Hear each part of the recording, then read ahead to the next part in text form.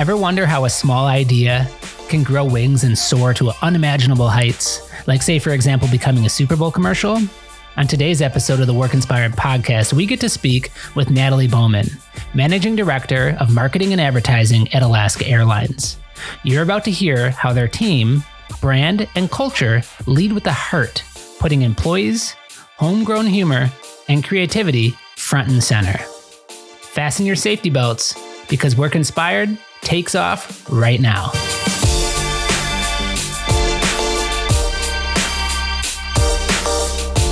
Natalie, thank you so much for agreeing to be on the show. So excited to talk with you today and to hear what you guys are doing over at Alaska Airlines. Thanks for being here. Thanks for having me. So let's start off by kind of setting the stage with a little bit of a background of you and your career. How did you kind of get to where you're at today?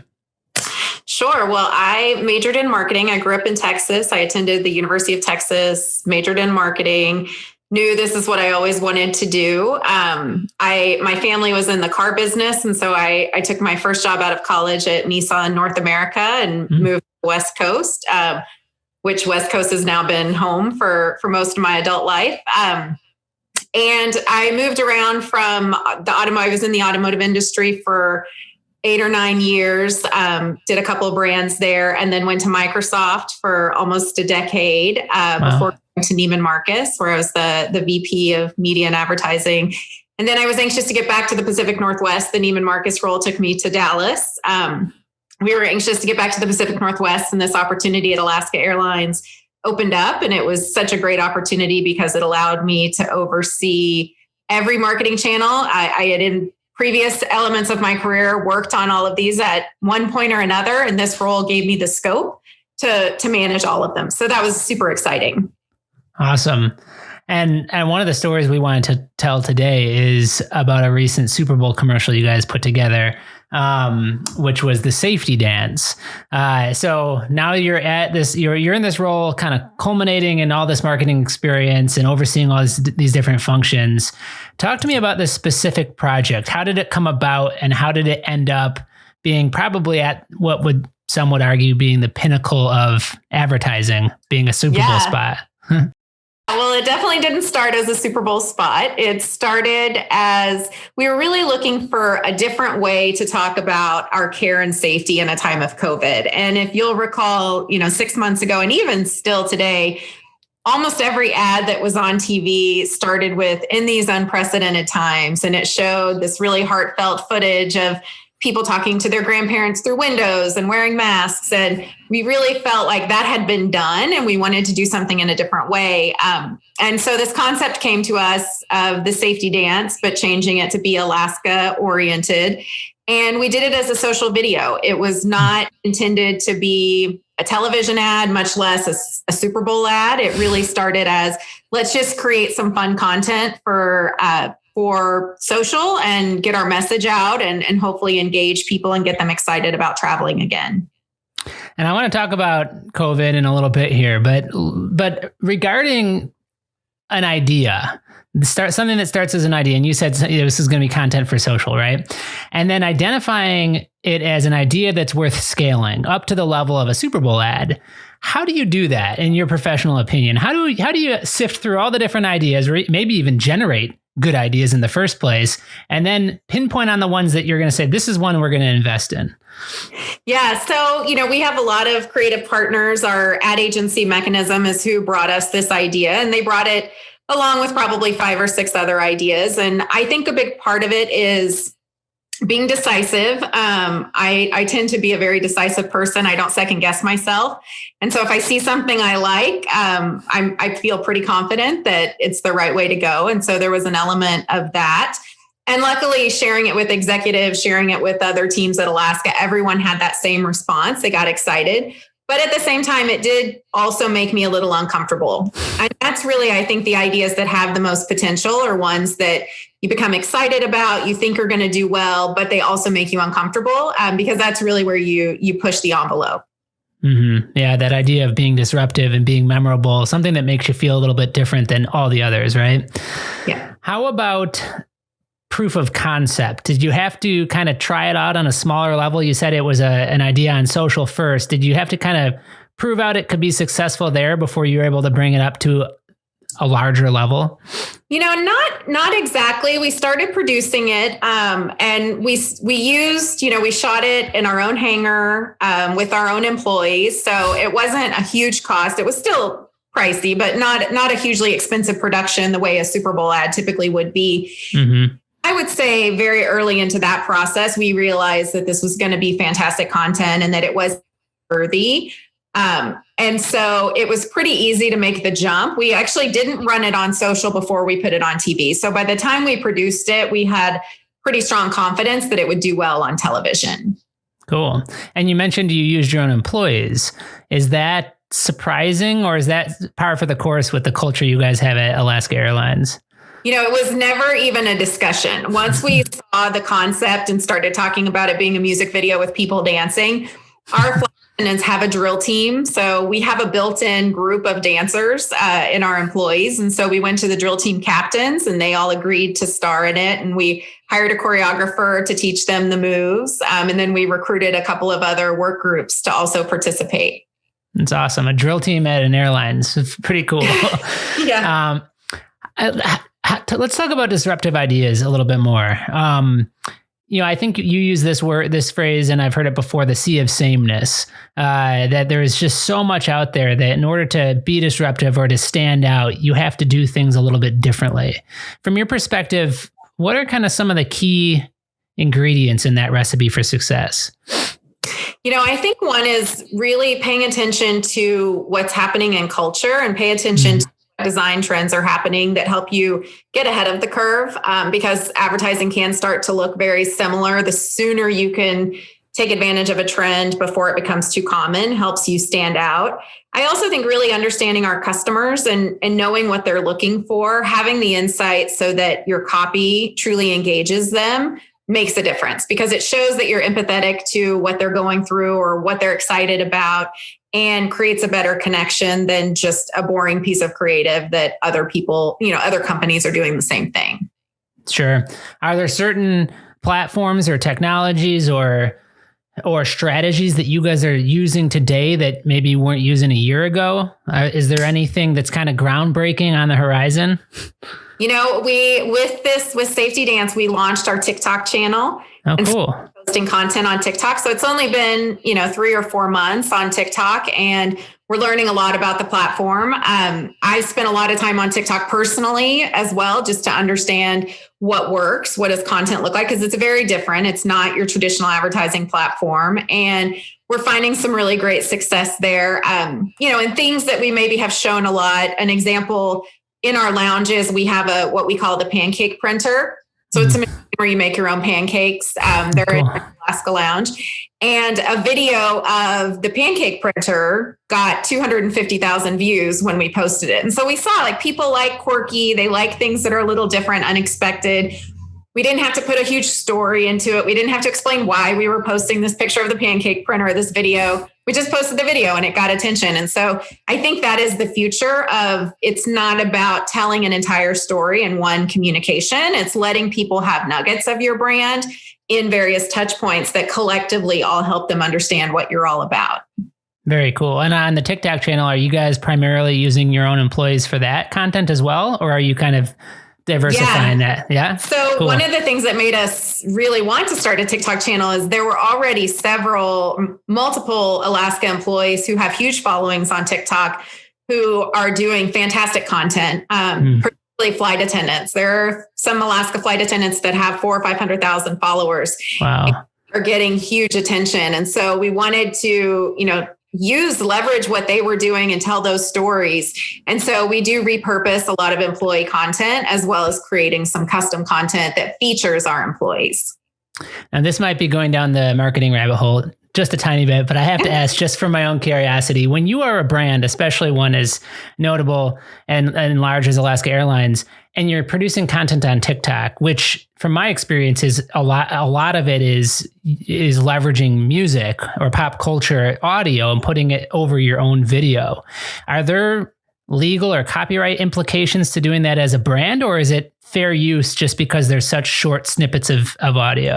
Yeah, no, that's one of the biggest challenges of breaking through as a brand on TikTok is you're not allowed to music. It's the same rules that would apply if we wanted to use a snip of a song in an ad. And so we don't have any commercial rights music. We're using the stock music that's available.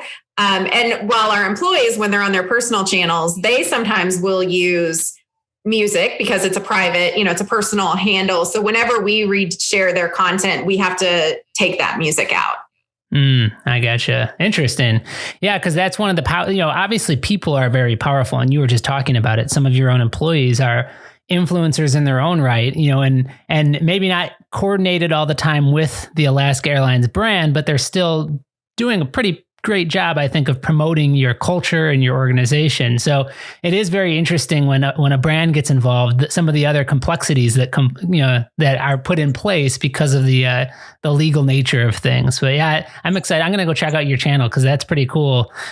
We've talked to a couple other guests that are exploring some of those, and I don't even know if TikTok is considered emerging anymore, but certainly as a professional platform, it is. And I think one of the influencers we just had on the show was saying he thinks that's the best platform right now for organic reach. He thinks a lot of the other networks have kind of started to squeeze on the algorithm a little bit and are really forcing the pay per play aspect of reach. Let's switch back to the culture conversation a little bit, because when we spoke before, you used the term a culture of kindness for Alaska Airlines. I'd love to explore that a little bit. Tell me a little bit about, I know that you guys are people centric. You're using your own employees and have a drill team, but tell me a little bit more about what the culture is like working at Alaska Airlines. Yeah, Alaska is a very values-driven culture, more so than any other company I've worked for. And some of our core values, like being kind-hearted, doing the right thing, taking care of our people, you really see through all levels of the organization. And so it's a really amazing blend because in addition to being caring, we're also very high performance. And think, and even for me, a lot of my career, I didn't think that those two could go together, that you could have, truly high performing leadership groups that were also kind-hearted. And Alaska has shown that that is possible. In my 5 years here, I've very rarely heard or seen a leader be unkind, even in the most stressful situations, even in the boardroom when you would expect someone to lose their temper. Things like that just don't happen at Alaska. The leaders just have genuine care for their employees, for each other. It's a very deep culture of respect. That's very cool. Is that something that translates internally to externally? Do you see reflection of that kind of value of care and treating people with respect and kindness as something that transfers to your guests and people that are flying on your planes? Yeah, and I wonder, it's hard to know which leads which. Obviously, our frontline service, one of the number one things we're known for is our genuine caring service. And so all of our guests, any Alaska flyer, when you ask them what they love about Alaska Airlines, when you ask them what they think of Alaska Airlines, first they'll say they love us, which is a great testament to the strength of the brand that people use the word love. And then it's the care from employees. And so I think when you have a frontline staff like that, it then naturally rubs off on executives or rubs off on leadership, that's a key value that everyone needs to exhibit. But I have worked at companies where the front line has been known for caring service, but that hasn't been reflected in the boardroom. And so it is great to see that here at Alaska. Is that something that you would say, and maybe this is more of an HR question, but is that something that is both hired for and then also continued to be reinforced once you're on the team? Do you think, obviously being a genuinely nice person, there's some of it's top-down leadership, but it's also making sure that you've got the right type of a person at the organization, right? So when you interviewed 5 years ago, was that a part of the interview process to kind of somehow evaluate how kind you are? I don't know if it was. It's a good question. I don't recall being asked any specific questions. And even now, when I'm interviewing people, it is something I look for. And I tend to look for it in their stories of how they get things done. A lot of times it will come through if someone tells you a story of something that they've accomplished, you will tend to hear I now have a stronger relationship or something like that versus I was a bull in a china shop, but I done. But for the front line, and I don't know if this is true, but one of the things that I've heard quite often about Alaska when hiring for flight attendants or customer service agents or call center is that we tend to have a lot more people who had previous careers in education or nursing who were already in those care-driven industries versus other airlines who might be pulling more from waitresses, hostesses, things that are a little bit more service oriented. And I think there's a difference between being service oriented and being care oriented and deliver that service. That makes a lot of sense. Great example. Let's talk a little bit about the last 12 months and even right now as we are still, dealing with the COVID-19 pandemic and hopefully at the tail end of it. But talk to me a little bit about how 2020 and 2021 have changed the travel industry and which of those changes might stick around? Yeah, obviously 2020 was an incredibly difficult year for the travel industry, but I think it was a year that will benefit guests for years to come. There were a lot of changes that the airlines put into place, including Alaska, that I think will stick around. One being change fees. The elimination of change and cancel fees was a huge move that all of the airlines bought into very quickly together or at the same time. And the other is just this increased focus on health and safety. We now all know our cleaning procedures much more deeply than we did before. And I don't see any airline backing down on the level of cleanliness that they've instituted during COVID. Even as masks might eventually no longer be required, the other cleaning measurements, I think, will still stay in place. Yeah, I have a friend that just traveled yesterday to Florida, and it's spring break, obviously, and at the time of this recording, and he said the planes were packed. So it sounds like people are having a little bit more of an appetite to travel again, at least, which is good news. As it relates to your team or the back of the house, the corporate side of Alaska Airlines, have there been any changes from the pandemic that you think will have a lasting effect on the internal side of your business? I think internally we're all incredibly proud of how much we were able to accomplish in a year, working remotely. I know I have quite a few younger people on my team who really embrace the work from home life. And so finding that right balance as we go back to the office, because we will still be in the office company, I think we'll see more increased flexibility. Which will make our employees, I think, feel more empowered and that, we trust their ability to get their jobs done, even if they're not in the office 8 to 5. Sure. Yeah. Yeah. It does seem like for an organization that really kind of thrives on its people, and on caring. I mean, certainly you can do some of that over a computer screen, but I feel like it probably has a little bit more of a real impact when you're together in person. So it'll be interesting to see how you guys are able to kind of merge what a lot of organizations now are saying is going to be a flexible space in the future, and all the complexities and opportunities that come with that, of course. Yeah. We like to kind of finish each episode by just asking a couple questions that are a little bit more geared towards you as a leader. One of which is has there been a resource, and it could be a book or a podcast or a networking group, has there been something that has been valuable to you in your career that has helped you to get to where you're at today? I think for me, I am involved with the Junior League, which is a women's leadership organization, and being involved with a group of women leaders where it was separate from my corporate life, but had a lot of overlap. And their big initiative is to train women to be on boards. And so I learned a lot of leadership skills, and I have been a member for 15, 20 years. And that has made a huge difference because you get contacts outside of your corporate life. You get training that you typically wouldn't get in a corporation. But it, applies to everything you're doing across. So that has been hugely beneficial for me. Cool. And is that open to all industries? It's a nonprofit.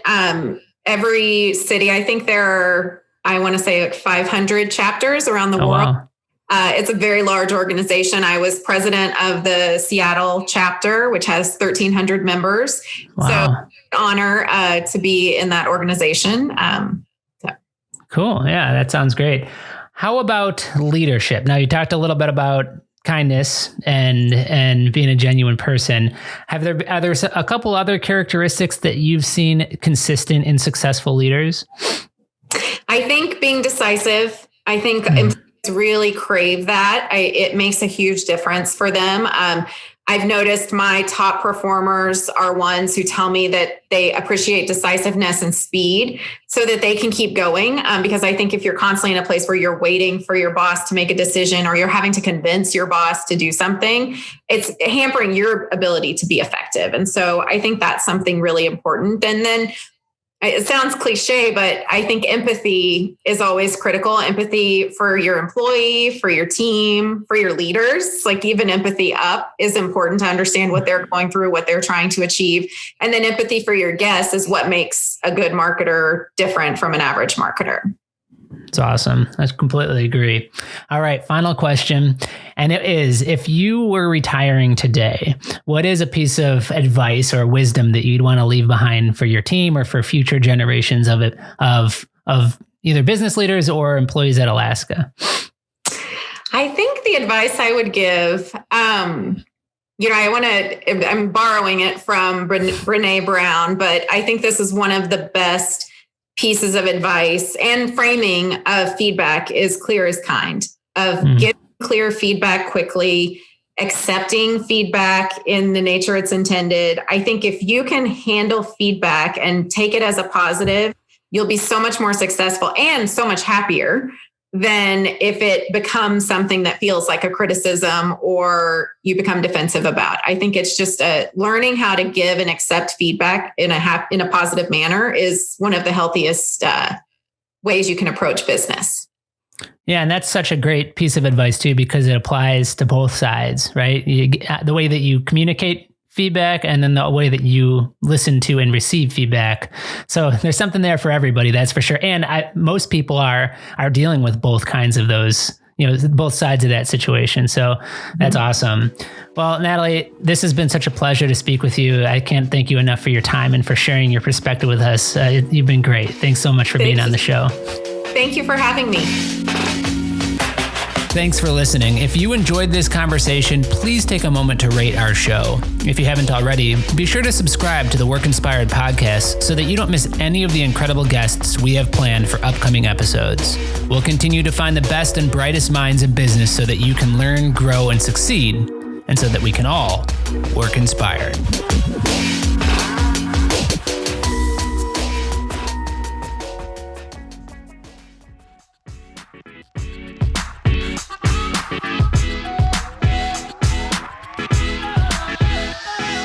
Work Inspired is brought to you by BOS, a leader in commercial working environments and a Hayworth best-in-class dealership. Experience our 360 approach and discover the team, tools, and techniques required to navigate the complexity of your next workspace at BOS.com. If you have ideas, feedback, or would like to be featured on our show, please email podcast@BOS.com. Thank you for listening. This has been a Workspace digital production. If you're interested in launching a podcast at your organization, please email info@workspace.digital for a free consultation.